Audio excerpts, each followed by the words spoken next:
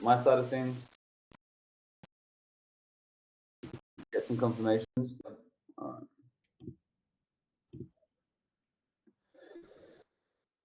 So we've got a couple people who know who I am, what I do, who know me through another sales community. I've been coaching sales for maybe like 3 years now, up to 3 years. But I got a little bit more history, so I'll give you guys a real quick. I don't want it to be a big sob story or anything, but a bit of context so you understand where I came from, and you can kind of see uh, how I could help provide value for you based on my experience. All right. I'm not an old man or anything. I'm turning 27 this month. So, but I'll show you the journey and we can go from there. So, my intention here is pretty much to close the gap between you and your goals, where you are now, where you want to be. But I'm going to help you with an approach that maybe you don't always hear. I do see that it's these teachings are starting to come around a little bit more now, people being more aware of it, but it's still something that's quite new. And like I mentioned in the beginning, like my focus has been quite balanced. It's on pretty much all of the areas. So fitness, family, finance, family is obviously inclusive of relationships, connection, all of that good stuff. I know everyone here is really here for finance, but I'll show you how it all kind of interconnects anyways, right?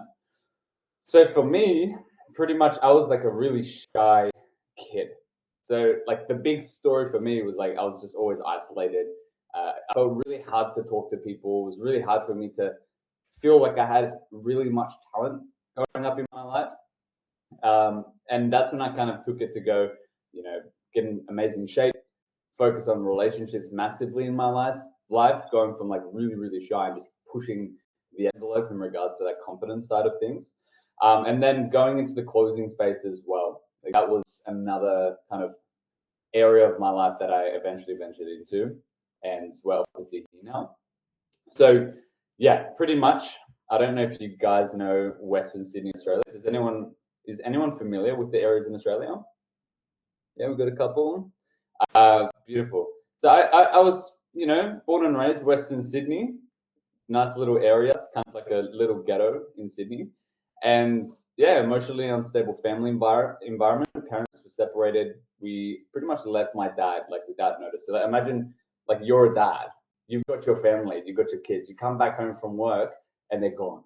Like no words, just literally gone. And you're like, what? What? Can I swear, Philip? Do you care? Yeah. Like what the fuck, right? Like you got a fucking family, dude. Your son, you two sons, one daughter, and your partner just left you like that. So that was a very hard time for him and also for me as well. As a young boy, that was a very hard thing, and that trickled down the line, which I'll talk about. Spent my time in school libraries, isolated. Lived in effect of my mom's traumas. She had a lot of shit going on too. A lot of body image issues that I had as well, and pretty much wealth was just not a lifestyle mindset that my family knew about. Right? It's pretty much a small town. I'm sure. Like, can anyone here relate to just being in a place where money is just not the norm? It's poverty is pretty much you're just like not poverty, but low income, right? Can we relate to that? Anyone here? Yeah, we got a couple of head nods. Like one of the biggest things I would always hear is just like, "Oh, we don't have money for that." So that was like ingrained in my brain. We don't have money for that, right? So that was pretty much just like a very rough overview of my past. But pretty much from that point, like I just had to take it in my hands at that point, right? I realized like no one's coming to save me. I can sit here be a victim because that was a large thing that I did. I literally would it was fucked up, all right. But I'm gonna be really honest. Like, I was like this little kid daydreaming about like getting hurt or something happening to me, just so people could pay attention and be like, "Will's in trouble." Like, everyone, let's actually pay him attention. Like, that was where my mind was at. It was like complete victim. Obviously, over time, you grow up and you're like, "Well, I have to actually change this." Amazing realization. Yeah, no one's coming to save you because you just do it long enough and you're like, well, shit, it's still the same. So I may as well just take responsibility here, and that's what I had to do. So fitness was like the answer in my brain. I was like if I get jacked, I'm gonna get all the respect. I'm gonna get the women, and naturally somehow my life will just work out. Like it, if I just look a certain way, and that was like my belief system, right? So that's when I obviously focused on that in a large part of my life. I ended up being a personal trainer for like 5 years in person. I still coach fitness, but it's more online now. And that was like the next step after that.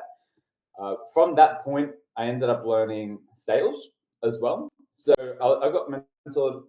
Philip, do people here are familiar with Bruno Barami and all that? I think a lot of them are. Yeah. So I was pretty much like one of his first students. So I was kind of like his little protege. It was before he even had a following. He had 10,000 followers on Instagram. And I was learning it for my business, right? Because I had the online fitness business. And I got really obsessed. I was like, oh shit, this is like fun. I know what you guys feel like when you like close something and all of that and you get into it. It feels really cool because it's not only are you like getting cash in, but you feel so fucking good when you level up because it requires you to change to be good in sales. Can we agree on that? Yeah, like this is sometimes you put a lot of focus on just the tips and tricks, but like you had to transform. And that's what felt really addicting about it. So I got really obsessed with that, went down that journey. I was running my business. I was closing a bit for Bruno. I was closing a bit for a friend of mine, and went through that era of closing. And then I started coaching for Bruno because pretty much at that point I was very used to the skill. I learned it very well and was able to teach it very well as well, right? But from this point, I pretty much was like, all right, you know what, it's fun. I like this, but there's other areas of my life suffering as well, and that's obviously the connection side of things. And you know, coming from that background of my past, it was very hard to be around people. You know, closing was great and all, but I found it was a very easy. It's like a bit of a transactional interaction. Like you don't really know the person. You're not going to work with the person from a closing perspective. But when it comes to actually building that connection in your life, it's a complete different thing. So that was when I focused on building my lifestyle. Obviously, partner, network, great friends, not just on a business perspective, but like more than that. So we're not like business associates and it's just like, oh, hey, how you doing? How much money are you making? It's like, no, we're genuinely here for each other. We're going to fucking ride through life together like a brotherhood. Yeah, like that kind of stuff, which I'm sure a lot of you guys here, I know, would really value because that's part of probably why you're in a community. Would you say that's correct? Yeah. Like working on your goals, but building a fucking community together, being brothers, holding each other to a certain standard. And then from that point, coming full circle, I was like, all right, I am pretty happy with my life. I'll always strive for more, but I pretty much want to go and help other people do the same. Yeah. So you're still probably wondering what the hell am I teaching? Okay. So I basically explain why this is relevant because every step of that journey that I had to go through, whether it was fitness, helping other people, getting my confidence, getting my circle, going through the sales stuff, everything that I went through actually as a kid, all of the insecurities, all of the things I didn't have were pretty much the blocks that I had to overcome to get all of the other stuff, right? It was that illusion of the separation from when I was young that made it feel really hard to get all of these things. So how many people here, for example, are making 10 G's a month recurring? We got one. Philip's kind of there as well. Yeah. Anyone else? Okay. And that's great. Like we can be honest here. So that's okay. Let me add another question. Does it feel sometimes out of reach? Raise your hand if you don't have it. Let's be honest, guys. Hands up if it sometimes feels out of reach. Like, let's be real. Like, you feel like you can't. It's not normal for you. Mm-hmm. It's because we have certain mental blocks that create certain belief systems that feel it feels so different. It's so not us. Like we don't believe we can have that, right? But that comes from like a lot of upbringing. From the ages 0 to 7, your subconscious mind is the most influenced in regards to belief systems and behavioral patterns. So without realizing, we go through all these things and then we say we want these things, but then for some reason it feels really, really hard. And it feels hard because subconsciously that's a very unnatural thing, and there may be things and belief systems that are actually getting in the way of you doing that. That's why for some people it's really easy to make money. If, like you look at them and it's like, how can I just keep doing that? Like I know people who have $1 million a month coaching businesses, right? And for them, like whatever, they just work, they get opportunities. And then for sometimes, I know at least the older version of myself would be like, oh, why is it so easy for them? Why is it so hard for me? Like, what's actually going on here? So to bring it back, like with fitness, when I had to get in shape, it required perspective shifts within me to shift around how I saw food, lifestyle habits, self-image issues. I had to really change myself mentally to get results externally, physically. And when it came to sales, I had to rewire literally my social skills.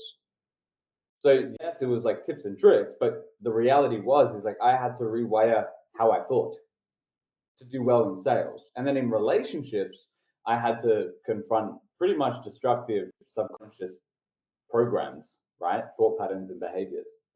So every single one, all the successes within all three of them, it required me to shift. Does that make sense? Yeah. So this is what I realized going through all of that was all the external stuff we want, whether it's 10K a month, whether it's a beautiful partner, whether it's 5,000 partners at any time whenever you want, whether it's whatever it is, an amazing physique, we have to shift inside first before we can expect the outside to change. And when I say the outside to change, I mean like to stick around, like truly stick around. I've been coaching fitness for 7 years now, and I can't tell you how many times I hear people who say, oh, I lost a certain amount of weight, but I couldn't keep it. Right? Like they got results for a bit because they disciplined their way through, but they didn't make the actual shift in their belief systems and their behaviors. They didn't change. So what happened? They went back. And you could say it's the exact same for sales. You can put a facade on, you can act like the top closer, which I know is like a big culture in sales, top closer, the top closer. But it's like, are you actually changing? Are you being the person? Are you making those internal shifts where who you are, how you think, how you act, how you feel is in alignment with that version? It doesn't matter what tips and tricks that you try. Like if I was a prospect to you guys and you guys were trying to close me and I could tell you just weren't who you were trying to be and you were saying the right words, I wouldn't believe shit. It's just the harsh reality of it all. Is you can't cheat the system. Like you can't cheat the system in regards to you pretending to be something on the outside and not actually making the change inside. And that's what I realized for myself. Right? I was trying to do a lot on the outside, but actually on the inside, the real changes that I made, I had to change on the inside. Like those were the biggest stepping stones for me in my journey. Okay. So who's with me so far with this? Yeah. Do you guys like how familiar are you guys with this topic? Do you feel like this is something that resonates with you? Yes, totally. Yeah, let's get a few more. I want to see like how many people are on the same page. A few more messages in the chat. 100%. Yep, Jim Rohn, Bob Proctor. So as you can see here, like, yeah, beautiful. All right, good. Miss these topics, man. Yeah. So the reason why now it's important to pay attention to these things is because it's very easy for us to think that like we've made it or like we're successful once we make 10K a month. Like this is the mindset, right? Not until I make 10 G's a month, 20 G's a month consistent, can I say like I've made it or I'm worthy of this or whatever it is, whatever belief system you have. Okay. And I want everyone here to be open-minded. So if there's anyone here who's like, oh, I've heard all of this before, I promise you, even me, to this day, I still have to reflect. The whole point is that these are subconscious belief systems.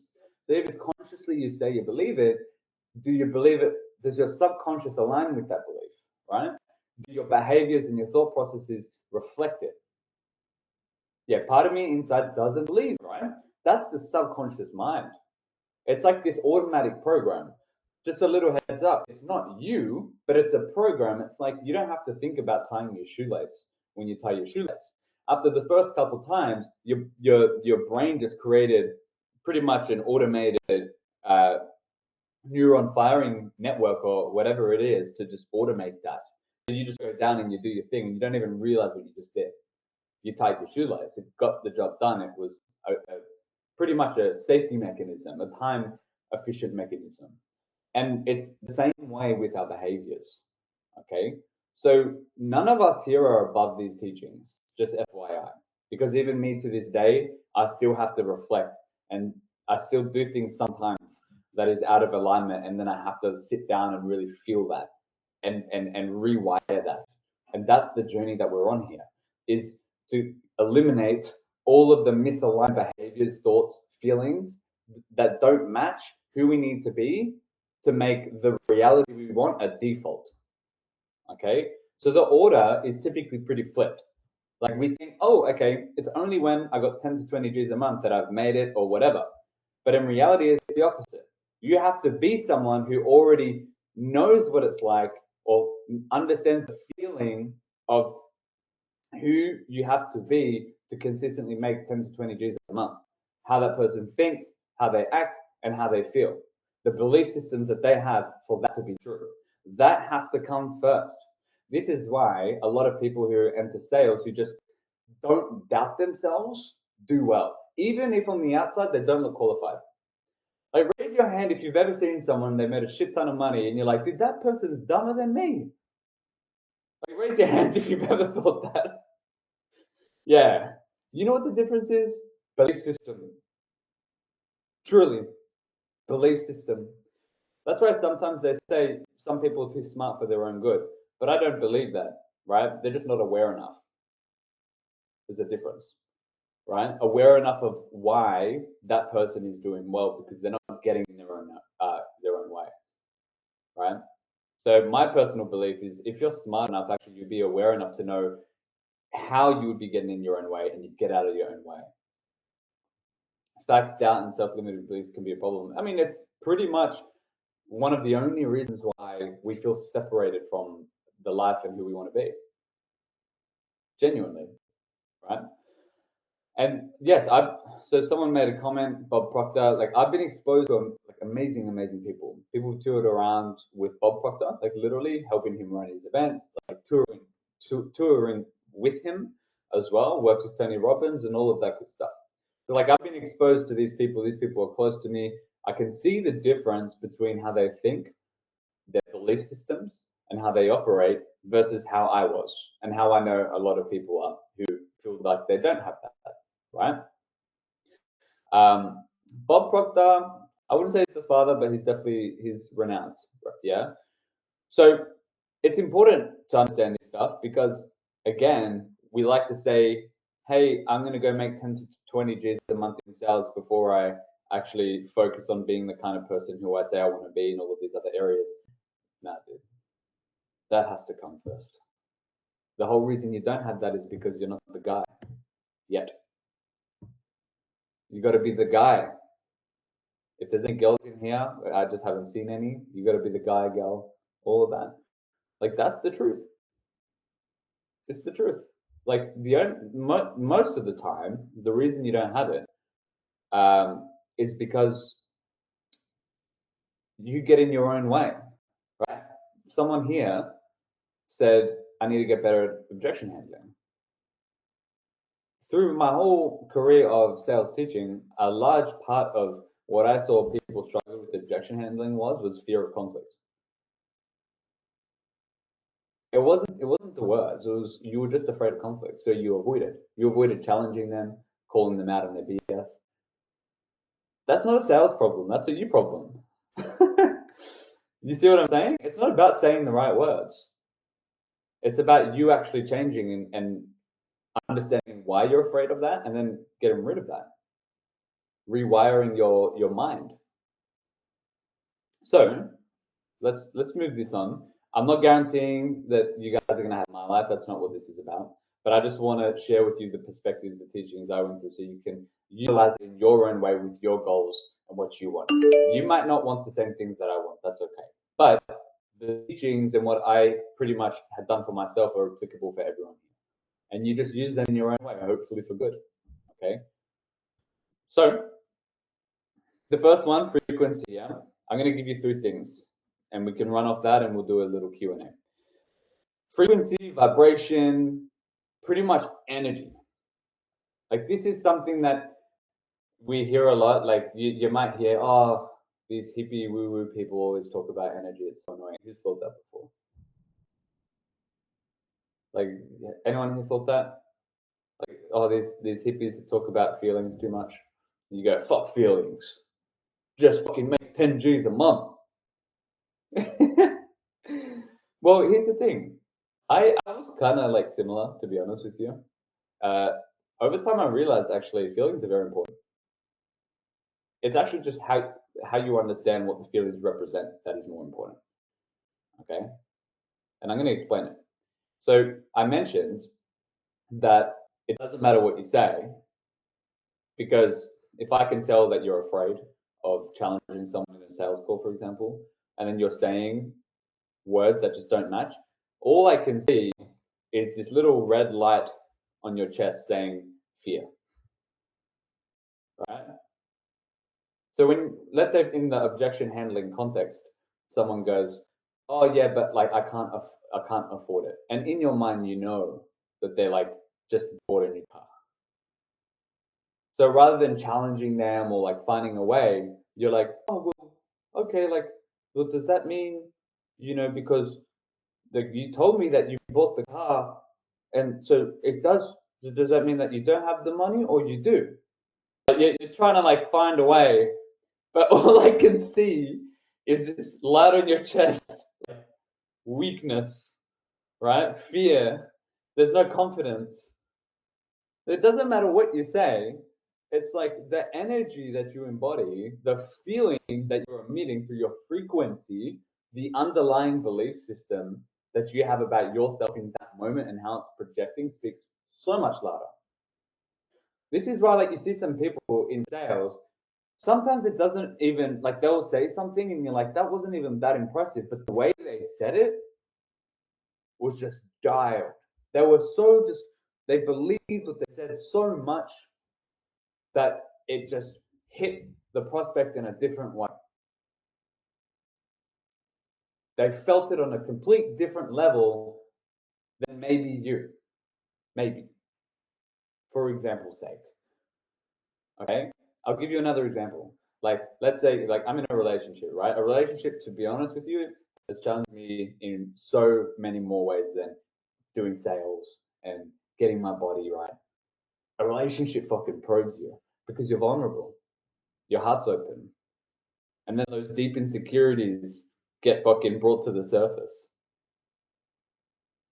So it's like, imagine you get in an argument with a partner and you're like you just feel this sense of like resentment towards them as they're in front of you, and then but at the same time you want to create an environment of safety for them, and you're like, babe, like, I love you, you can say what you want, but all they feel is your resentment and hostility. It doesn't matter what you say. What speaks louder is where you're coming from. Okay, so that's number one. Be extremely aware, be extremely conscious of where you're coming from. And if it's a negative state, you have to self-diagnose. You have to understand why that's happening. Where is that coming from? What do you have to believe to be true for you to interpret this as a negative thing? Because if it keeps happening, it's going to keep being a misalignment. It's going to keep getting in the way. Doesn't matter what you say. Doesn't matter as much what you do. But what really matters is where you're coming from as you do it. It will get received totally different. Okay.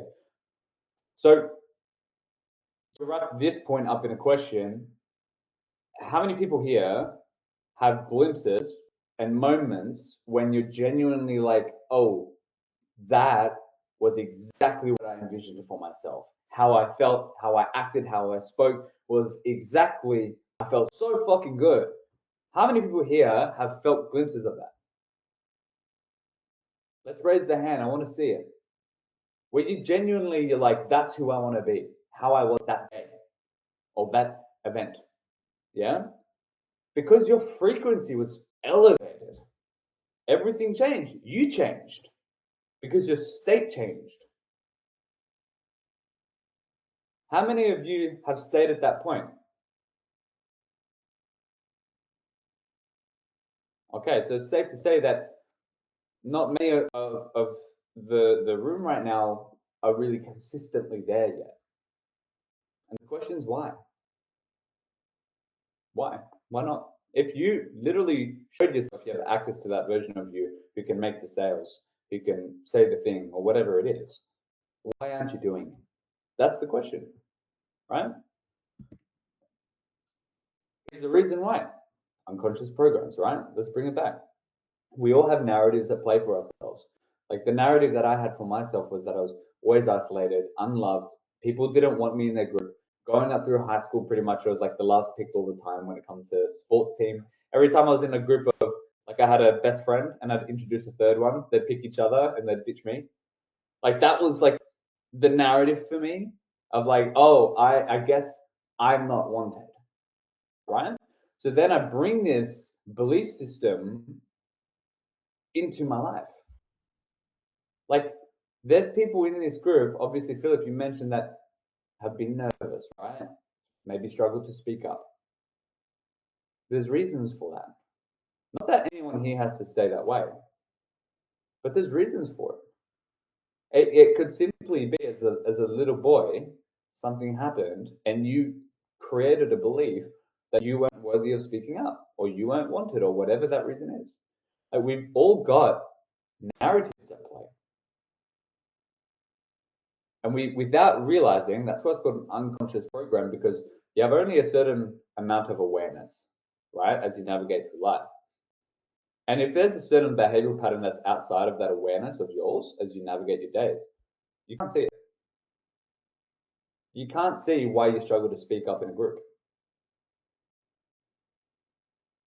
But it's not until you can unravel that and understand it and expand your awareness, your level of consciousness, that you can start to see the big picture.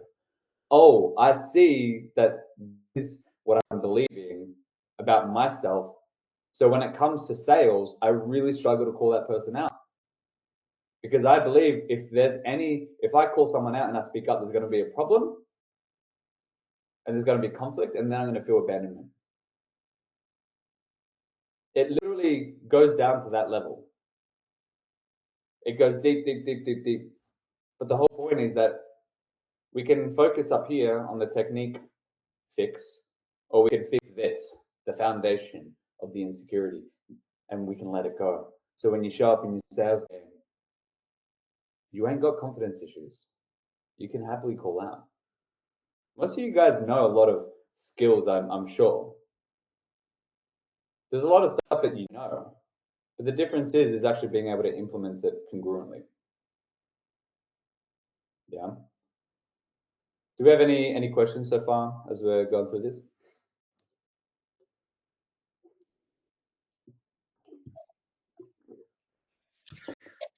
Well, how Yeah. can we raise our frequency aside from eating healthy and working out, obviously?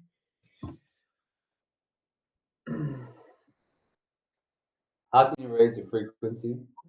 There's many ways. So what we're talking about here is, first of all, removing the things that lower your frequency. That's something you can think about. Like, what are things that you guys are doing that are lowering your frequency? Do you drink? Do you do drugs? Do you have a bad sleep schedule? Do you have negative thought patterns? Do you wake up ungrateful?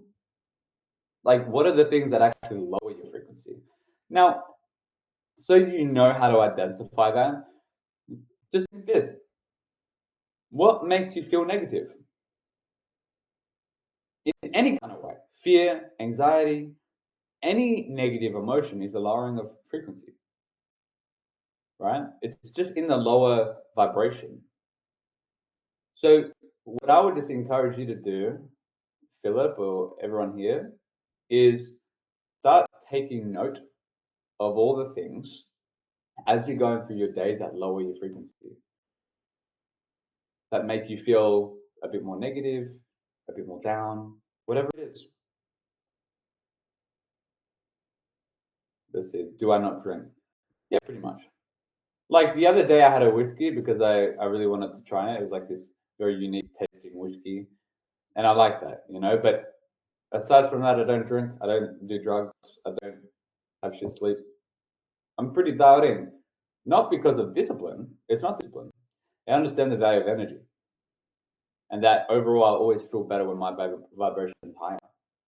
And I understand that those are things that lower it, right? So you can do things to raise it. Obviously, working out, eating healthy, practicing positive thinking, really simple, sometimes very hard to do. Yeah, it's very simple, but it's sometimes very hard to do. Like it was very easy for me to wake up in the morning and go, oh, what do I have to do today? I've got all this, where am I going to start? Right? Already negative. Started the day off with a negative. Like you got to train your brain to think complete different thoughts. And when you think complete different thoughts, you can welcome complete different feelings. And then when you welcome in complete different feelings because you shifted your thoughts, then your actions change. Right? So it actually starts with being very aware of anything that brings you down, any thought pattern, whatever it is. We have emotional addictions. So what I mean by that is we typically have an emotion that we habituate for ourselves. One for me, you know, very often was sadness. I was almost addicted to feeling sad. It was like my normal, right? Remember the narrative, isolation, no one wants me, all of these things. So I had a very sad thought process. So my body chemistry became very addicted to the feelings of sadness. It was like its safety space almost because it fit the story. This is how I identified myself. This is familiar. That's all it is. So when you can recognize that and you go, well, what am I doing? What am I leaning towards? Actually, do I always think I'm out of place? Do I always think that I don't belong? Like, what's actually going on? So what happens is when we have an emotional addiction like that, we will manipulate our thoughts to reinforce the emotion, like from a complete chemistry point of view. So let's say sadness is your emotional addiction, so to speak. Then I will start to latch on to things out here that will make me feel sad. It'll become habitual. So the way to change that is obviously meditation really helps. Things like that, things where you can clear and empty, right? Because when you have that tendency and reliance on, let's say, sadness, you pretty much filled your bucket up with that. It's very hard to add anything else in. Does that make sense? Yeah. So let's say you meditate and you just completely disassociate from your current reality, and you center yourself and you just empty, empty, empty, empty, empty. No sadness, no happiness, nothing. Empty, empty vessel. You completely detached from your sense of identity that you have, that you're even Philip. You're just emptiness. And then from there, you can actually choose what emotion to put in, right? You can choose what thoughts, visions, visualizations, affirmations for the emotion that you now want to pour in. So let's say you pour in gratitude at that moment and you think about things that make you feel grateful. When you feel that sense of gratitude, then you can go and operate your life at that moment through gratitude and you can train it. It's like emotional training. And obviously, the more you do it, the easier and easier it gets. Let's read this comment. Increase your frequency by acting accordingly to your better and truest version. Yeah, to your preferred version of yourself, right? Which means the thought patterns, the feelings, the actions, and most importantly, guys, never forget this, your belief systems. What you actually believe to be true. That's the foundation of it all. Like if there's something I want you to take away from today, is that your belief systems will dictate the rest at its fundamental. Why? Because if I believe something to be true, that's how I'm going to interpret the situation. I will dictate my actions according to that belief and then create a reality according to that belief system. So if there's any area that we're not happy with, we've got a few minutes for this meeting. No, that's all no taker. Yeah, no, go on. So if there's any area that is something that you feel is not a good thing or whatever it is, it's because somewhere deeper than that, you believe that situation is a negative thing. Somewhere. You have to find out what that is. And then when you bring that belief up to the surface, you go, wait, do I actually believe that? Like, is that something I really believe to be true as a negative thing or as fact? When you can have that conversation, if you don't believe it, you can just let it go. And your experience of that moment will completely change. Your vibration, your emotions, all of it. Because you interpret and you're looking at the circumstance through a complete different set of lenses. Does that make sense? So let's say for a moment, everyone here is scared of objection handling or whatever it is. So let's say you're scared of objection handling, because somewhere underneath there, as an example, the belief is that if there's conflict and that they say that you say something wrong, they're going to get very angry at you and they're going to leave, and now you don't feel good enough. They just left the chat, they didn't buy, and you feel unworthy of their presence, unworthy of the sale, whatever it is. But if you actually shifted your belief system and you go, oh, well, I believe speaking up is a good thing. I believe that the best thing for the prospect is being called out when they need to be, because that's true love, doing what's best for them. Then your whole approach to objection handling will change. It will completely change.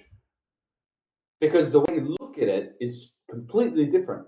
And that's the difference between people who normalize $1 million a month in a coaching business and people struggling to make 10 Gs. Not that you're any less of a human or undeserving, it's just you look at it different. And you can change that. And that's point number 3, right? Which is perspective is the differentiator.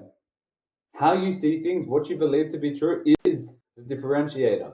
The external reality, look, they were born into family wealth, I wasn't. They were this, I was that. That's temporary. It doesn't mean you can't shift it. But what will really determine whether you shift your reality is how you see the situation. Like, there are people born into wealth who can't feel what it feels like for someone who wasn't, who made $1 million. Like, someone who was born in poverty and made $1 million would feel so much more positive and grateful for having that 1 mil than someone who was born into it and then made more. As an example, right? Because it's the contrast, it's the way they looked at it, the feelings between the two.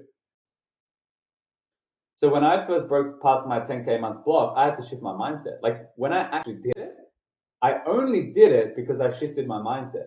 For example, before it was about making 10 Gs a month. I was like, I'm doing this, I'm doing my practice because I got to hit that 10K month goal. And I'm telling you, it was the most frustrating time of my sales journey.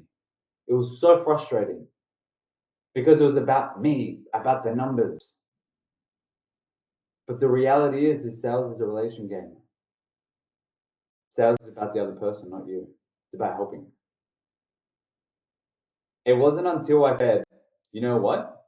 I trust that financially I will get sorted as long as I show up on every call, focus on the person, what they actually need help with, and provide value for them.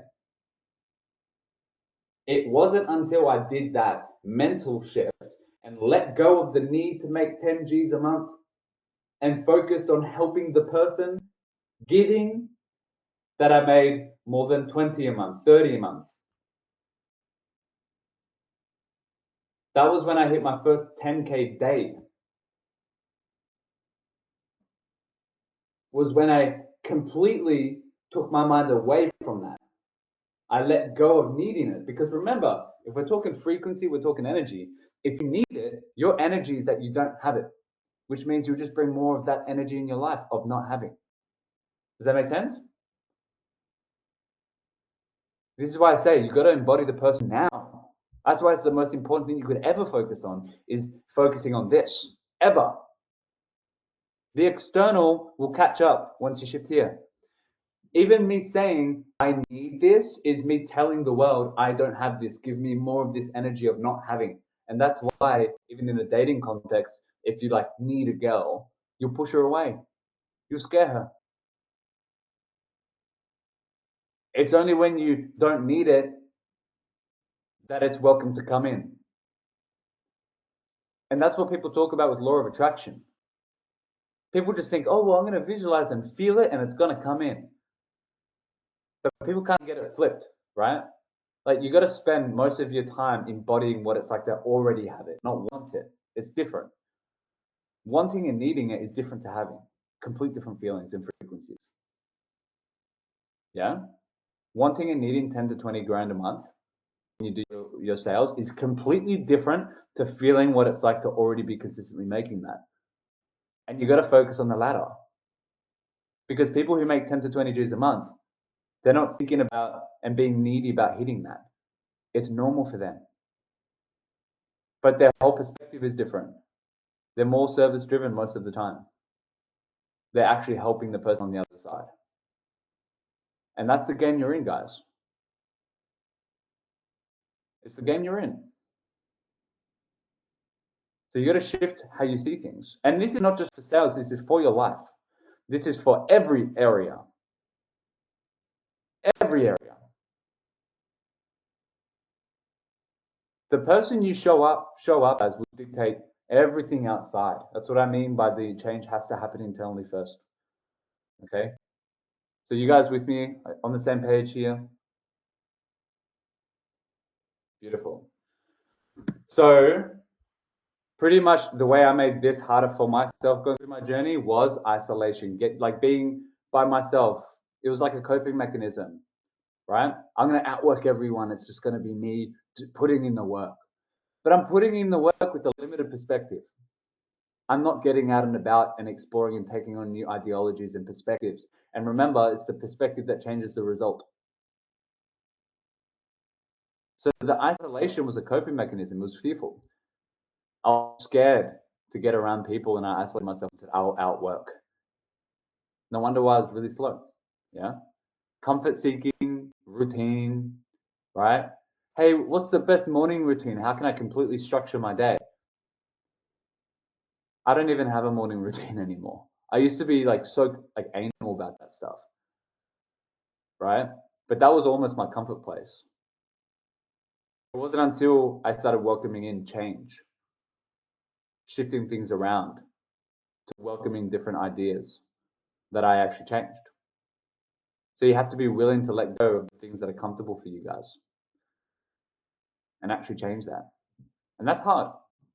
Sometimes it's easy to wake up and just go, okay, I'm going to get to work because that's what you know.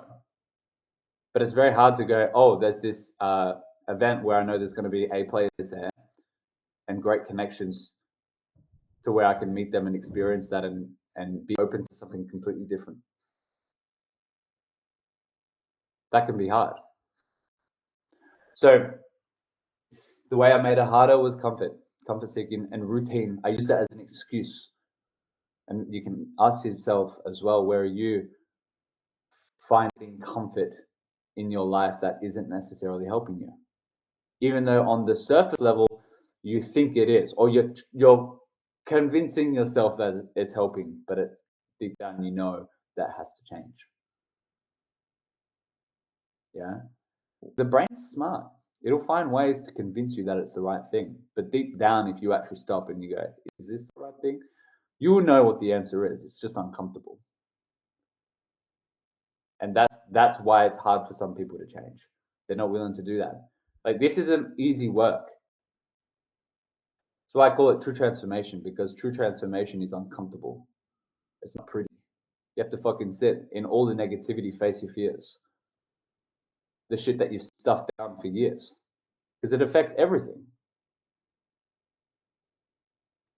So allowing fear to dictate my energy was obviously making it harder. And environments and behaviors that serve the old narrative. Same old, same old, same old. You just keep attracting more of that. If you guys want to shift, you're outside, you have to shift everything. You have to be willing to let go of that older version. Just facts. All right. How I made it easier? Conscious living. When I say conscious living, awareness, extreme awareness, where you're coming from, where you're pretty much using excuses in any kind of way to actually make the change that you know needs to happen. Getting around people, ideas, environments that are aligned with the version that you want to be. Yeah, actually getting around them, because you'll see different perspectives, you see how they think, and that's really important. Because it's the thinking and the thought process and the belief systems, remember, that change it. So expose yourself, help shortcut the process and expose yourself. Like just how you guys are here with Philip. Great. Keep doing it though. And keep doing it at grand scales, more, different, change, uncomfortable. Yeah? Because it's what's required. You got to shift. Acting from the place of love and expansion. Now, what I mean by that is the higher frequency version of you, where you don't need anything, you're already there, you have it. Remember, it's a different energy than wanting. It's having. It's I'm already complete. I'm not attached to this thing having to happen. I'm good. I'm not attached to this sale. I don't need it. I am sorted. I consistently show up for myself. I trust everything happens as it needs to. I don't need this close to happen. Let me show up for you, because that is the best interest for you. That's what's going to help you the most. Expansion, non-neediness, high vibration. Yeah. Fear-based thinking is contracted. What can I lose? It's attachment. Fear-based. That'll only create more of that life for you. So you've got to be very clear with where you're coming from. Is it fear-based or is it expansion-based? I personally don't listen to the fear-based thoughts as much as I can. Yeah. If it's any sense of negativity and fear-based thinking, I immediately catch it as best I can, because sometimes you don't catch it. And I go, oh, fear-based, don't even listen to it. It's irrelevant. I don't want my life to be built on that energy. Because if I build from that place, I'll create more of it. So I wait till I get my state up and I'm in that place, in that alignment. I feel fucking great to then make my decisions and my actions. Make sense? Letting go of misaligned beliefs, because as you go through this journey, as you change and you progress, there's going to be things that come up. Negative feelings, negative interpretations. So your ability to catch those, understand what they are and diffuse them and shift them, which obviously is a process, but that's a process, is letting go of all the things that don't align. Because that's really all that is that holds people back from what they want, is the things that aren't aligned. It's pretty much like putting a foot on the brake. So there's parts of you that are aligned and that does really well. And then there's other parts that hold you back. And you got to understand why that is. Like that's a lot of the work that I do, is helping people get their misaligned beliefs out of the way. Identifying them, knowing where they came from, and then rewiring them. Because remember, subconscious behavioral pattern is almost like it's unconscious sometimes to the person. They can't see it. And it's almost like an automatic behavior. So that needs to be shifted and that needs to be retrained. But it's very hard to do that without the initial awareness and then the conscious action of changing that until you just aren't that person anymore. Okay? And then as you're navigating through, at least for me, was paying attention to opportunities that came up that aligns with that higher version of me, right? So imagine you're in that higher state, you're feeling fucking great, you're making the sales, and this opportunity comes up. when you're in that state, it's a reflection. It's pretty much an opportunity you created from being that version of you. Like paying attention to those things. Because remember, when you're creating from that higher place, you're creating more of a reality that aligns with that version of you. Yeah. Whether it's making the money, the lifestyle being a certain way, or whatever it is. But when those opportunities come up, sometimes we get fearful of taking them, because what happens is we go back to our default of not really feeling our best version, and then we look at the opportunity and we get scared, and maybe we don't take it. So it's just paying attention to opportunities that come up that are representative of that state version of you, and to act on behalf of it. Yeah. So we call that inspired action. When you actually feel inspired to do something, and then an opportunity comes up and you really want to do it, like do it. Do it then and there, rather than getting into a fearful state and finding a reason not to. Like there are opportunities that show up for us that can really propel us, but then we get scared and we don't do it because of doubts and all of that. So all I'm saying is just pay attention and be very aware of that dynamic. So this is pretty much how I'm going to wrap up the presentation, all right? Be very, very aware of where you come from as you navigate through. And do your best to really make these shifts, be around different people, take different ideas on, and learn more about yourself and why you're getting in your own way. Because until you really do that and have that awareness, it'll keep running your life. It will. So you got to take charge of that, the same way that I did and still am. I still am in some areas of my life. It's a process, and that's the nature of it. But you got to be willing to be uncomfortable. That's just facts. And it's very easy to keep finding excuses. I'm just going to do this first. I'm going to focus on this area of my life before I focus on this. Most of the time, I know this. If you had just focused on this, you would have reached that goal faster. Because remember, like you changed, which means the way you approached it changed. And that was the block in the first place, most of the time. So do we have questions?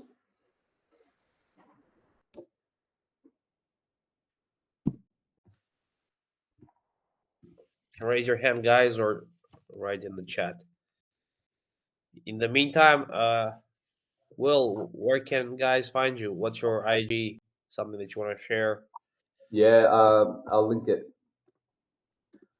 And feel free, like, reach out, ask questions. I'm not going to ignore you. So I'll just put it, my Instagram in the chat. Yeah, would definitely love to connect. But let's get some questions. Mr. Miguel. Yeah. Hey there. So my question is, let me try to formulate this correctly. So every day when you wake up, you have the intention, obviously, to be that higher version of yourself that you are mentioning. Yeah. But what a lot of times ends up happening is you not doing the actions necessary each day that walks you through that path. How do you decrease you not taking those actions that you know that it's truly aligned with yourself? Well, it's about catching the thoughts that are deterring you, which are usually fear-driven thoughts, right? So let's say you know what to do, but then you wake up and immediately this dialogue starts happening, right? And that's what I talked about with the emotional addiction. Like, let's say the emotional addiction is sadness or anxiety or whatever it is. You know you got to do something, but then you immediately start to think thoughts that feed that emotion again. And when you feed that emotion, rather than acting on the highest, source and behavior, you act on the behavior that further reinforces the feeling, and it becomes a loop in the wrong direction. Does that make sense? Yeah, it does. It does. So what you really have to do is catch it immediately and you can utilize systems and thought processes to kind of strategically propel you in the beginning, right? You can get into your body so you can shut this up, all right? If it means doing exercise or whatever it is, or you can discipline your brain when you wake up to attach to a certain positive emotion. For example, if you wake up and you habituate what things to make you feel grateful, you can start to train your brain that way. So when you wake up and you feel a sense of negativity, you go, oh, I know what this is. You catch it and you go, but I know the best way to approach this is with my gratitude. That is the energy of having, of abundance. So I'm fucking grateful. So find ways to make you feel grateful, right? I'm grateful I woke up today, honestly. 10K aside, 20K aside, result based aside, I'm so grateful that I even got the chance to wake up again. I would trade all of that just to wake up another day. Right? To have the mental discipline to do that. And then habituate it. The more you can do it, the more habitual it becomes. And then what you'll notice is that you wake up and you'll start finding things to be grateful for first. When you're in a state of gratitude, you can follow the trail.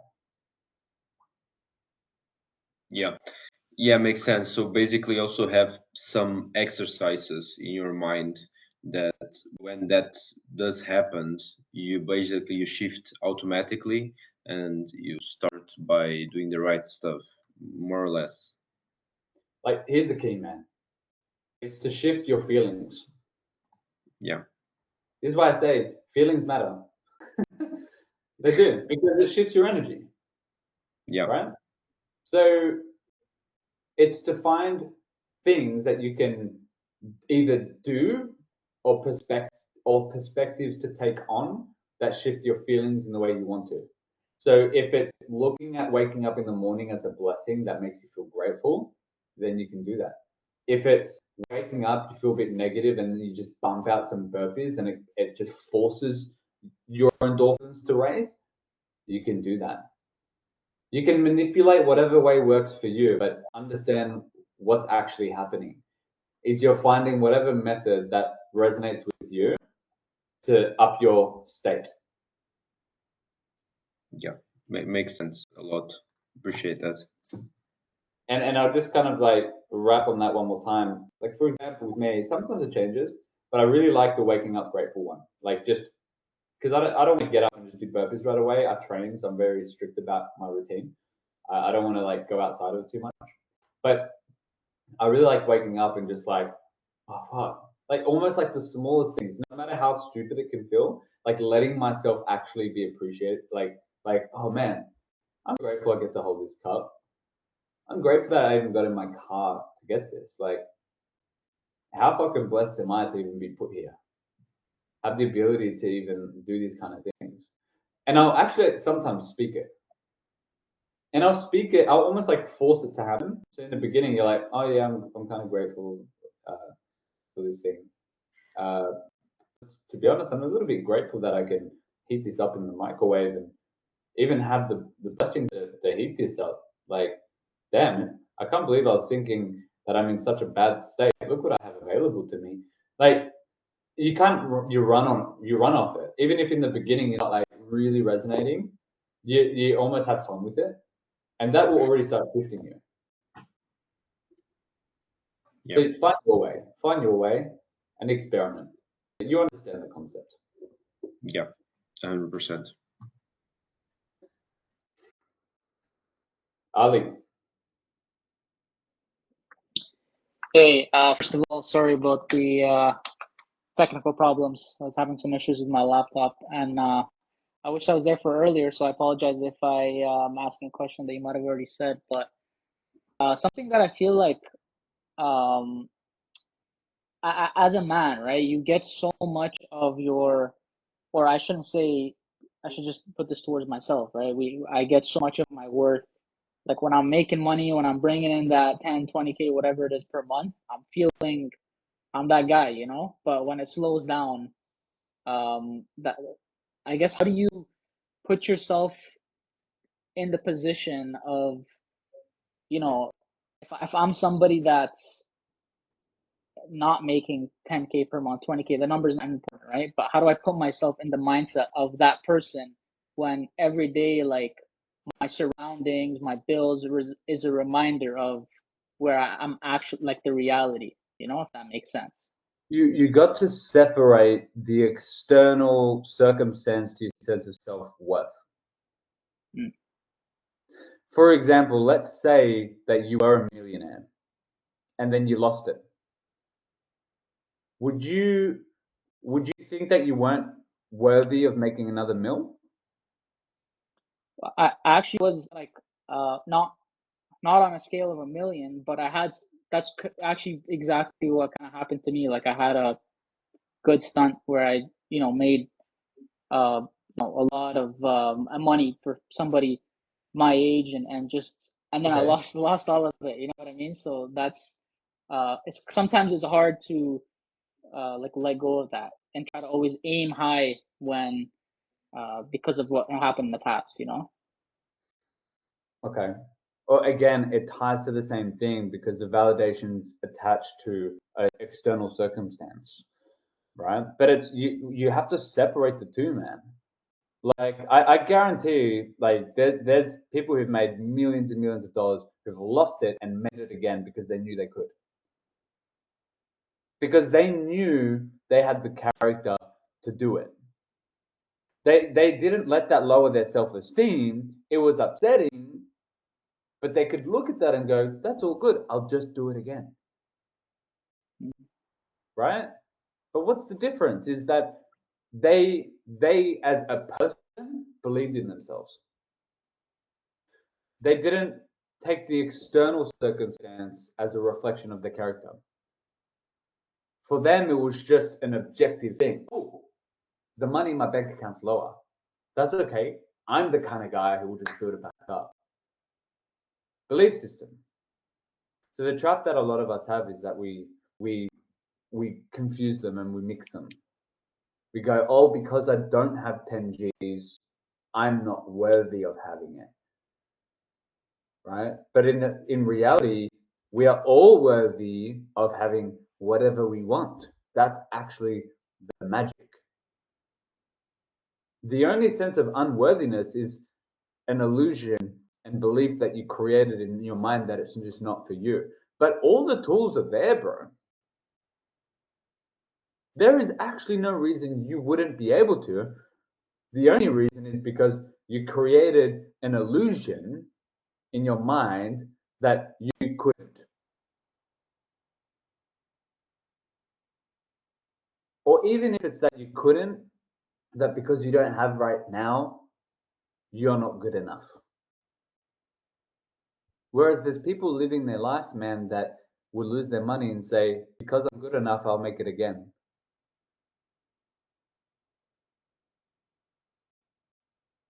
So they didn't get it confused. They didn't mix the external circumstance with their internal potential. And I get So, it. but It's easy because we see a lot of things online. We see a lot of motivational reels that shit on people. And we create belief systems that spark a bit of insecurity. I had it, bro. I understand. But when you can realize that actually who you are as a person, how you act, how you show up is the most important thing. How you respond to your external circumstance is the most important thing because it's all that you can control. You'll start to get your validation off of that, which is how you show up, how you respond, not the things that are outside of your control. So the validation system changes. It's dangerous if you attach validation to external things. It's very dangerous. Doesn't matter what it is. It's just very dangerous because you can't always control it. So the most important thing, bro, is if you, first of all, realize that we are worthy by default, bro. By being born into this world, we are worthy of anything.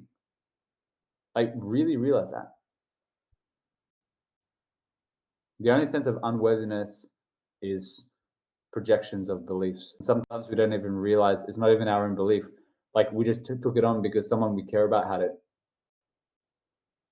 But you have to let that go and focus on just aligning yourself with your preferred way of living, your values. And as long as you do that, bro, you've ticked your boxes. Everything out here will form as it needs to. Money, lifestyle, whatever. There's just a bit of a delay between this and what happens here first.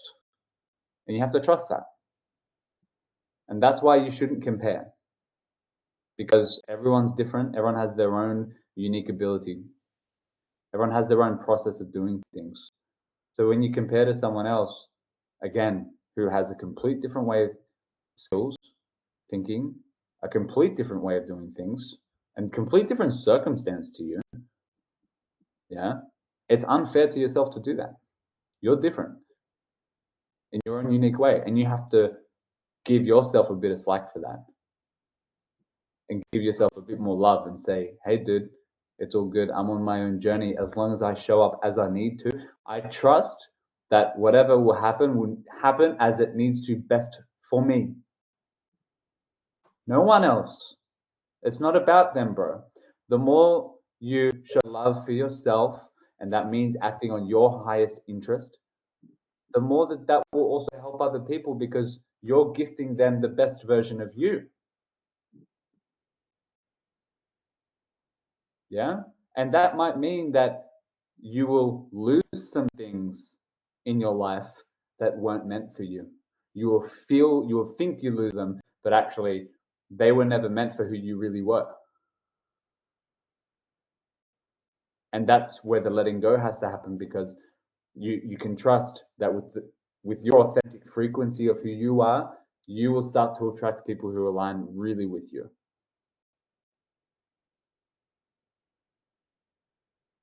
So be very aware of that. We're in a culture at the moment that is very, they really value, they really pedestal money, they really pedestal these things above like proper morals, proper values. Yeah. And that's a warped system. And without realizing it, sometimes we fall into that. But it's not one that's going to keep you fulfilled, bro. I promise you. Money should never be put as a god in your eyes. Never. You should be always the center of it all. And everything else is a representation and a reflection. Money is only one currency, bro. It's one currency. The whole point of it is a resource for your creativity. It is never a god to you. Never. And if you think it is, you will feel that effect. It is simply an expression of who you are. And it's not the only representation. We think it's sometimes just all about the money, but it's not, dude. You could have maybe a little bit less money. Maybe you could hit 900,000 and not a mil. But because of that 100K difference in the way that you made it, you felt so much more fucking aligned with the other way that you did it for 100K less in every other area. And that was your way.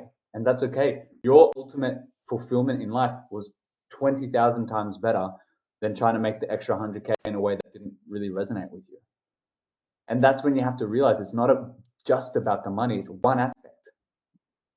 It should never be idolized in that way. And that's why you have to increase your level of awareness and realize these things. Does that make sense? Yeah, it makes a lot of sense actually. And I think everything you're saying is we almost all I feel like we all know these things inherently. And it's like you said, we get attached to these emotional narratives, but we all know deep inside that it's all we're just addicted to feeling that way when it's true what you're saying. It doesn't really matter, and they're not gods, money, all these things that we make gods out of. So yeah, I appreciate the answer, man. That's very helpful. Thank you. course, bro. And it always typically relates back to insecurities. Really. Oh, because if I don't do this, then I'm not going to be good enough for this person or this demographic because somewhere in my life I didn't get their approval and I'm really craving it. Because if I don't make enough money and show my dad that I'm successful, then he won't love me. Like, it goes this deep. It does. It really does.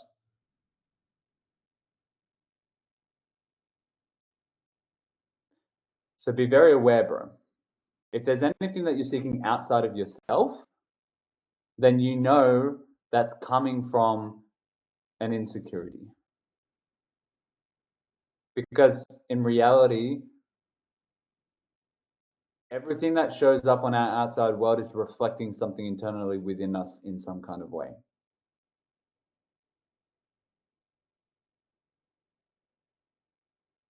For example, let's say you're in a relationship and someone's not respecting boundaries. Let's say you're getting cheated on or whatever it is.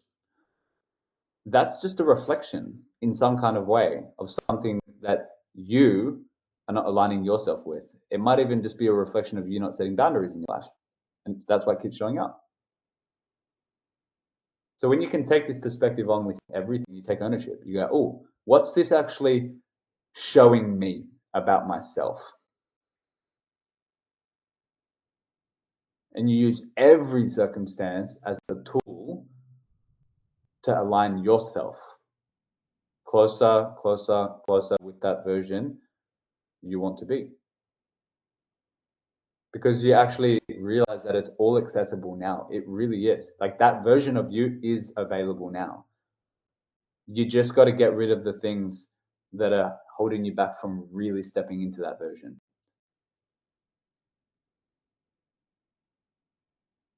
So remember, if you ever seek anything outside of yourself, you'll pretty much know that you're coming from a place of lack, which is not the version that you want to be. There's something there that you're trying to fulfill that you think the answer is on the outside, but it's on the inside.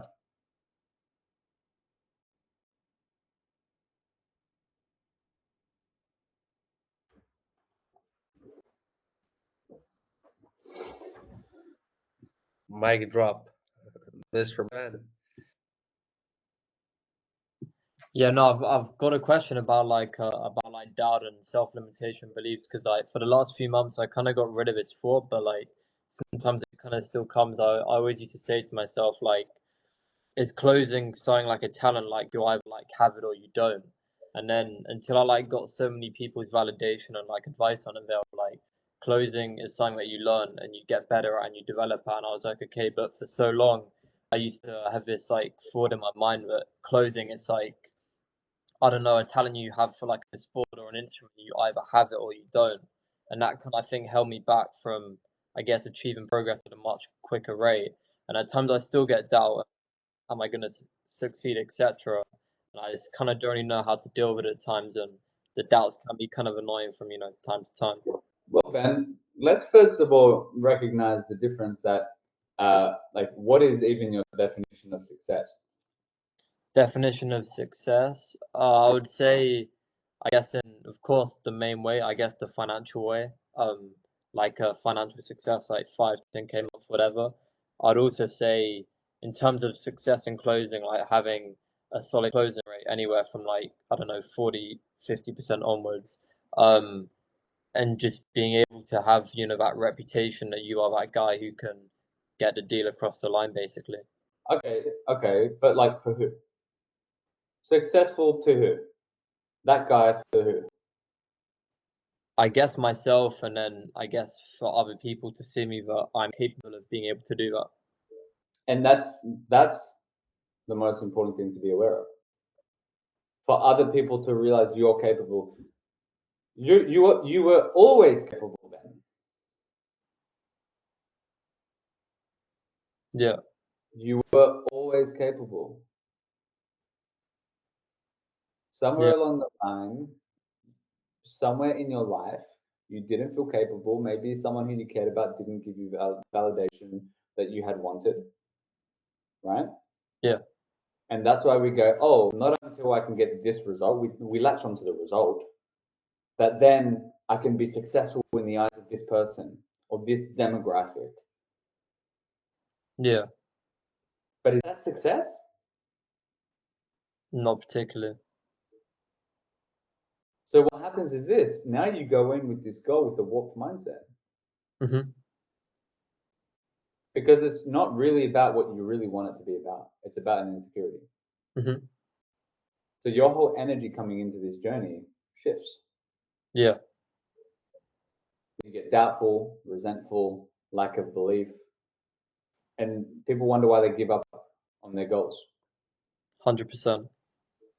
Whereas if you truly recognize that foundation and you brought that up to the surface and you had that conversation, you go, is this really what I'm in this for? Mm-hmm. Is this really what I want this to be about? Yeah.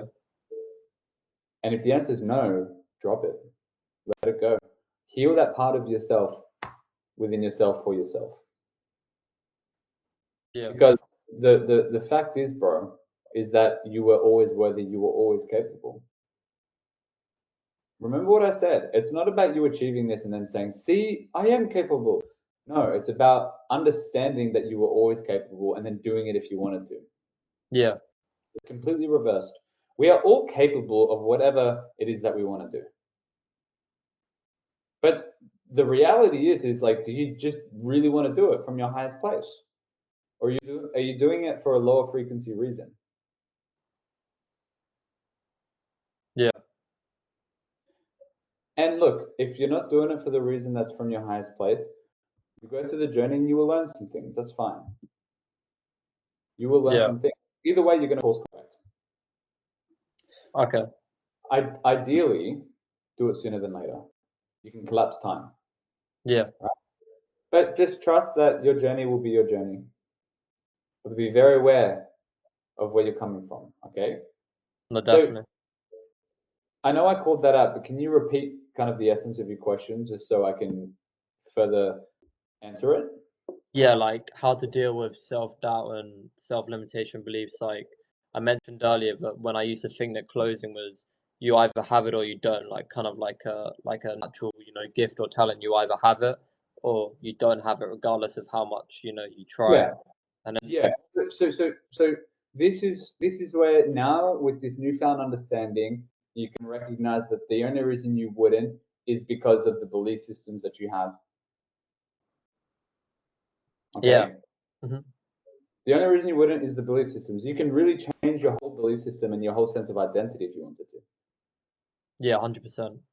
Which means you could be able to approach these calls and do it well. It's all there. It's all capable for you. The question is do you really want to do that? Like, is this something you actually want to do? Definitely, yeah. Yeah. So recognize that you are capable, you always were, and approach it with that mindset instead, Mm-hmm. with that positivity, and understand that your journey of getting better at sales is really just a fun one of you learning the skills and understanding the context, and then showing up as someone who was already capable the whole time. Yeah. Shift your underlying belief system. Now, consciously, you understand this on the call with me, but the work for you is when you get off this call and potentially, if you do go back into old behavioral patterns and thought patterns, is to actually rewire it. Yeah. That's the process. Okay. But I'm just here as a reminder for you, bro, that the only reason you would ever not do it is you. Yeah. The only. Mm-hmm. It's not because someone was better than you or whatever it is. It's because you. Yeah. Your own way. Mm-hmm. That would be the only reason. I really Okay. want you to understand that. All right. Understood. And what's even more powerful about that is that you can recognize you can make it work if you want to. Yeah. But yeah, someone else did say that to me, yeah. Yeah, but you have to really believe that. Internalize that. Yeah. Like I'm here saying it on the other end. I've seen it, bro. Like, there's no reason you wouldn't be able to. Yeah. I've seen people with like strong accents still do well. You don't have a bad accent, Yeah. right? And when I say bad, I mean like you have an easy to understand accent. Exactly. Yeah. There are people in conditions who had to do more than you who still made it work. Yeah. 100%. So Answer my question well, man. I appreciate it. it's a pleasure. We got some more questions. Benjamin, good to see you, bro. Very good to see you as well, man. What's up? How are things? I have a question for our audience that wants to take immediate action after this workshop. What's the first step they should take? What would you say? I'm happy to just have a convo. Like, obviously, I work with people one-on-one, and I also have a community. So I've got those two things. So if anyone's like interested in going a bit deeper of understanding themselves and understanding their own sense of psychology, so to speak, and being aided in that process of perspective shifts, being held accountable to the actual change, then we can have a convo, right? So pretty much I'll just say, pop your number and name in the chat, and then I'll reach out and we'll just message and jump on a call together. But here's the thing, right? Like the one-on-one stuff I do with this topic is very personal. I'm pretty much in a relationship with my client for a certain period of time, like really helping them, really understanding them. All of those areas about themselves, even like the fucking dark shit, right? So it's a very big like trust relationship. It's not something that I would push onto someone unless they really wanted to do it. And it was a good, all right, we're in this together. We really have this mindset of really changing. Okay. Otherwise, I have a community as well. So if anyone wants to just have a chat and see if any of those would be a good fit or something that you would be interested in learning more about, literally just pop your name and number in the chat. I'll message you on WhatsApp.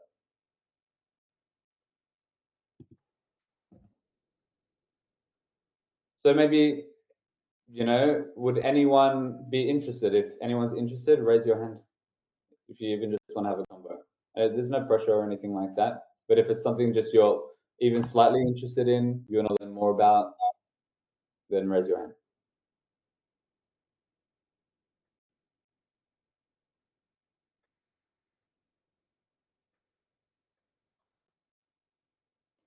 Benjamin. I want to ask you a question. Basically, Okay. say as well, very good to see you, man. Miss your sessions. It's been a long time. Yeah. And, yeah, I'm a bit sick. That's why I'm a bit low.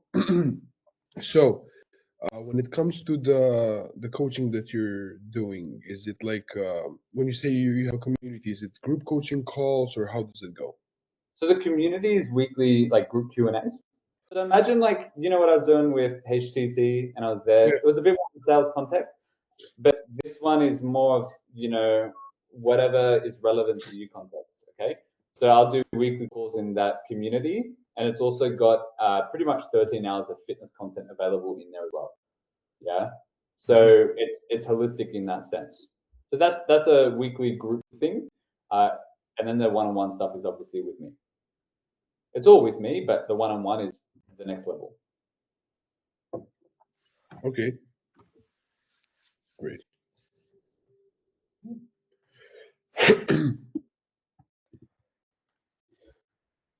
Yes, Miguel. Yeah, I would like to ask. Otherwise, I can after this also text you. But like, how long does the one-on-one last? So I do 6 months with the client. Okay. Yeah. Okay. Because the reason why is like a lot of this stuff, like when I work with someone, there's an integration period, right? Yeah. So when I go really deep with someone and we're really understanding something about them, they go integrate that change. This is not like a theory class, right? Like I'm expecting change with you. So 6 months is a good time frame to make very big differences. Okay. Yeah. Yeah, makes sense.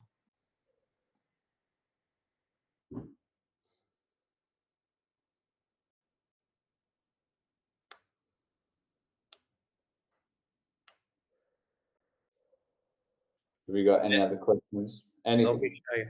I'm an open book. Don't be shy, guys. Questions? Yeah, don't be shy. We don't bite.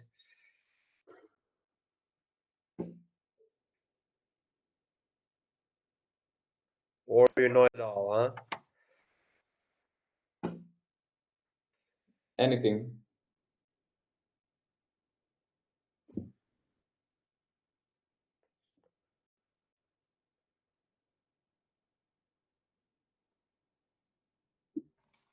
I want to ask a question. Go ahead. Yeah. So basically, today I spoke to Renora about this, and I don't know why is this happening. I mean, we had all of these sessions before you and me. We were talking about it, a lot, every single week. But you helped me a lot when it comes to improving myself, and Yeah. I can say as much as Bruno helped me, you helped me as well get to a certain point of making money, being the person who I am today, and I can see the change, a positive one. But what keeps repeating and going in cycles, like in the loop, is, for example, last month I had a very good month, my best month so far when it comes to closing, and it's going okay.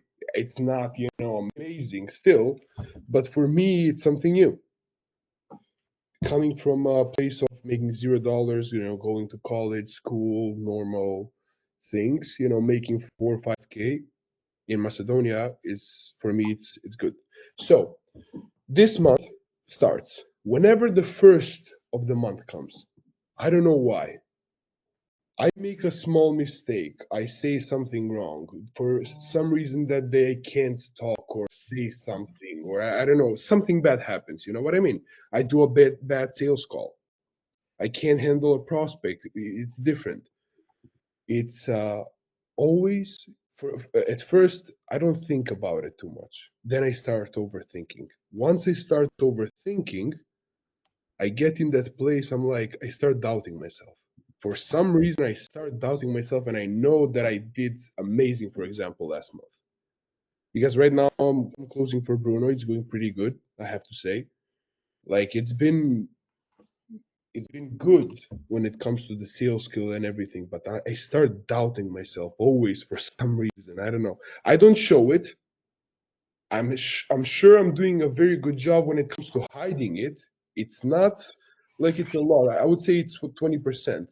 But if I can get to that 100% of being like pure, being 100% confident, I think I would crush it. So I don't know why that happens. So this would be a larger conversation. One thing that I want to just be clear about. This would require digging. Okay, I can give you a bit of a general answer, but there's layers in our psychology, our belief systems.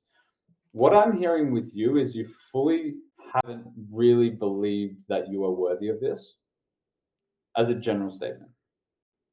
Okay, that's why the doubts come in, insecurities come in.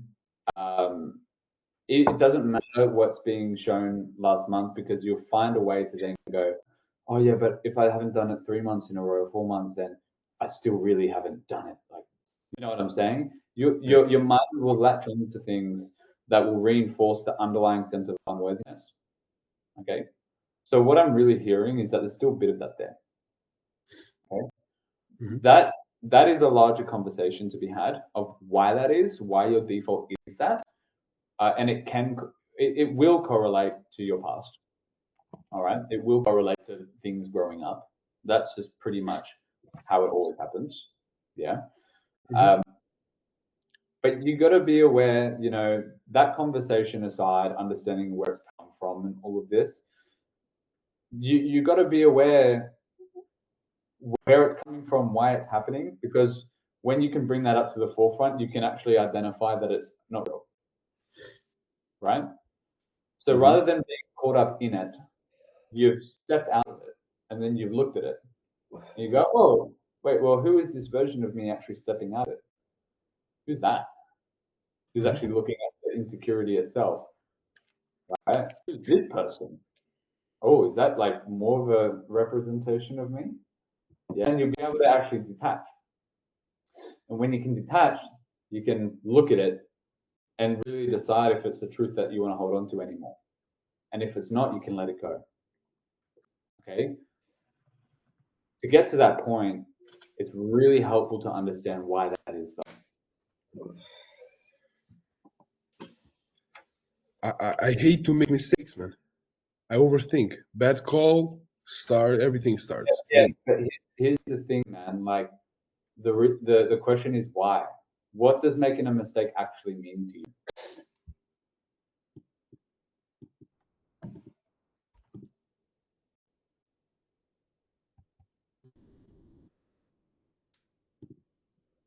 Not doing something that I know that I could have done better, should have done better. Yeah, but should have why?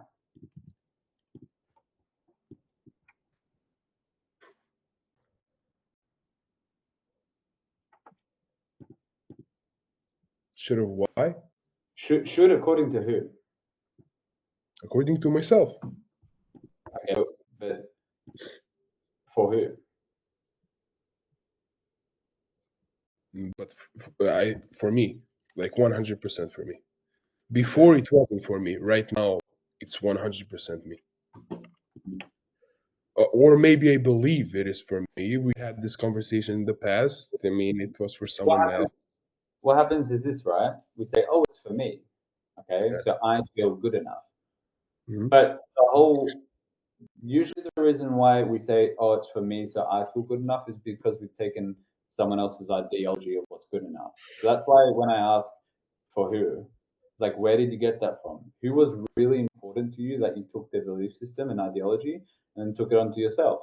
So when you say it's for me, in reality, it was probably someone you really cared about. For a lot of people, especially like us men, it's our dad. Yeah. Maybe it's not always, but that can be a large one. All right. So we have a big sense of attachment to like, I need to show up so my dad, he's proud. Mhm. Right. Somewhere along the line, we didn't feel that sense of unconditional love. Right. So we start going through a perpetual cycle. That might not be you. It might. Don't know. That's a larger conversation to be had. But you can understand where I'm getting at, right? Yeah. Is that these things, man, have come from somewhere, and Mhm. that's okay. You don't have to be stuck with that the rest of your life. You can shift that perspective. You really can. You just got to habituate it, and you got to catch it. You got to have awareness and understand why it's actually happening. Like, remember what I said, man. Everything underneath has a belief system attached. When you figure out what belief you have associated with doing the right thing, making mistakes, and what that actually means for you and who you are, when you can understand what your true belief is underneath all of that, and you bring that up to the surface, you can rewrite it. Well, no, even the best people in the world make a mistake sometimes, right? No one's perfect in that sense,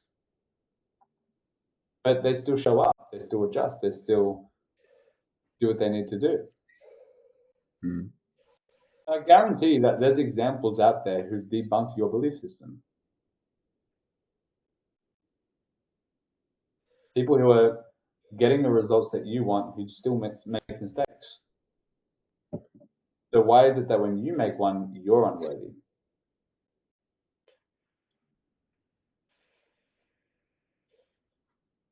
So I only say that to get you to be a little bit more aware of how you get in your own way.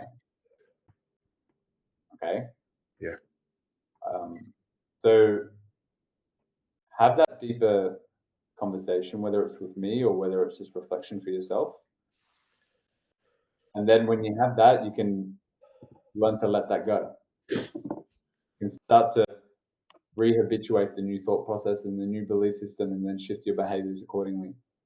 And then shift your whole feelings throughout the whole process of it. And that will be a self-perpetuating cycle of a positive motion rather than the negative one. It's much better than it was before, I have to admit. In the beginning, I faced a lot of challenges, and when I see myself in the beginning, I'm a completely different person, which I'm very proud of because I'm going against myself. I was always in a way tough, but always shy. like it was 50-50, you know. It was always like when people see me, it's like, oh, you're someone completely different. Once I'm here, this is uncomfortable, for example, you know. And I was getting myself into this, but then I stopped. Then I was like, okay, why did I stop? And we had this conversation. I stopped it at a certain point. I was like, okay, I don't want this stress. I don't want this discomfort in my life. Then I started again. And right now, you know, I've changed when it comes to doing the things. I'm doing it. Every single thing, every single day. I'm doing the things that I'm supposed to do, no matter how I feel, no matter how what I think. And it provided me with I would say very good results. And I'm not at the same place, but I'm still struggling. It's still, I would say, like 20-30% still there that we need to fix. But you know, compared to before, when we used to talk, it's a completely different game, completely different game. But of course, it's self improvement every single day, every single month, every single year. It doesn't stop. We're always gonna have challenges, and I'm up for the challenge, of course. That's why I say it's a process, right? Over time, you'll iron the bumps out. You'll get rid of anything that doesn't align with that version. But Yeah. you got to do the work. That's why you have to be aware. You have to be willing to be uncomfortable and do the work as you're going through the journey. Yeah. Yeah. So I don't doubt you'll get there. It's Mhm. all available for you, but just be willing to do that. Be willing to have the hard conversations. Yeah. Thanks, man. Of course. As always. Yeah.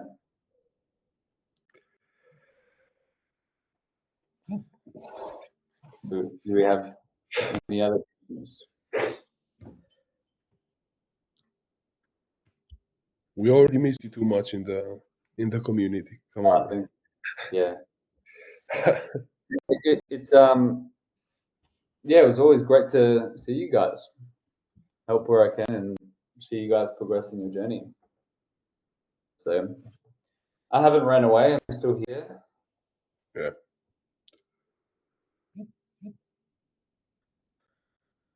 Anything else, guys?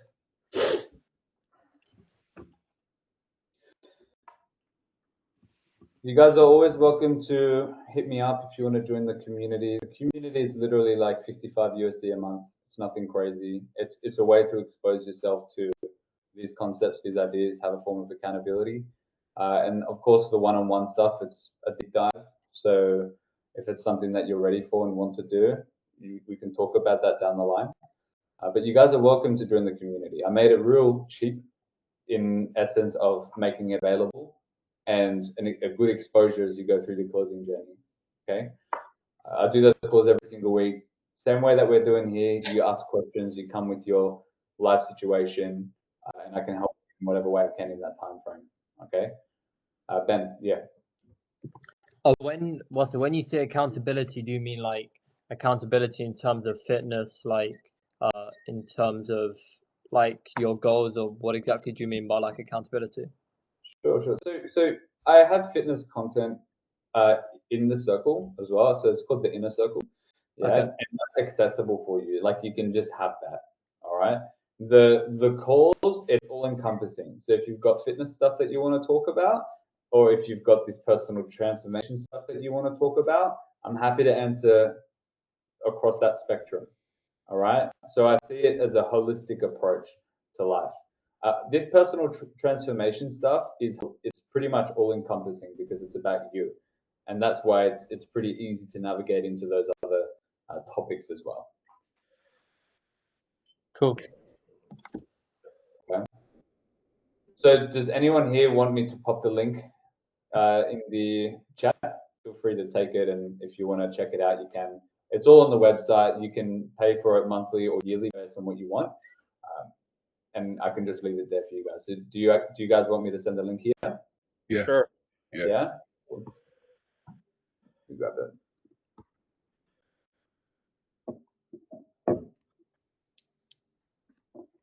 Yeah, and feel free, honestly, whatever questions you got, any way I can help, I'm here. That's the point of it. All right. One group coaching call a week, right? Yeah. Okay. But when is the group coaching calls, by the way? Like the time zone So is Australia? I'm just trying to think for your time. So you remember the HTC calls? What time Yeah, was my one in Swiss time? It was 7. like, Well, for me it was 7 p.m., but for you it was 4 a.m., something like that. yeah, wasn't it like 8 Eight- p.m. 8:30. 8:30. 8:30? Yeah, Swiss but time, yeah. it would have been Swiss time. 8:30 for you. Swiss So it time. would be 10:30 Swiss time p.m. on that same day. Oh, so it's at the same day, Wednesday, 8:30 Swiss 2 time. hours after. Yeah. 10:30 p.m. 10:30. Yeah. So it's just Wait, 2 hours after that. I've just popped the link in the group chat. And over time, as it grows and grows and grows, I will introduce a second call as well for an alternative. But I think this time's pretty central. It's good for all time zones. So yeah, the Also, links in also, how links- many members are in the community? it's for like 5 people right now. So yeah. Yeah, you have the option of monthly, 55 USD a month. Otherwise, for the year, it's like 200 and I don't know, 30 USD or something. I can't remember the conversion. Wait, But for no, the year, oh wait, Ziad's in his community. Oh no way. 230. Who's sorry, gonna talk? Wait, is Ziad in your community? Ziad's not in the community, but like I've helped Ziad personally, so Okay. he's yeah. oh, that's nice.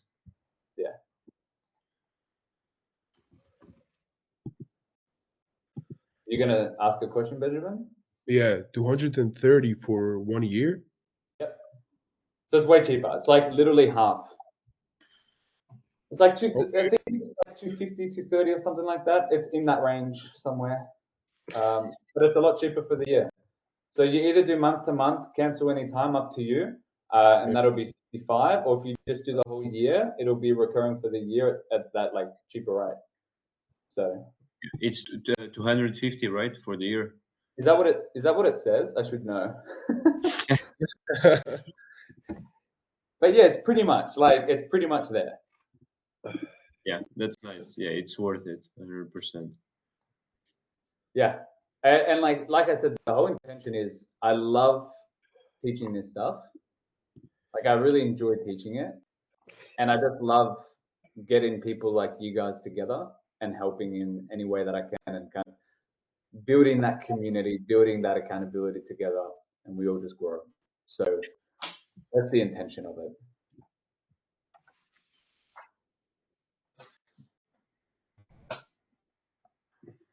It's all there, so you can just go in, sign up. It'll ask you in your own time, put your details, choose whatever you want, and then you'll get access to everything. It'll send you all the emails to the fitness content, the link for the Zoom calls, and all of that stuff.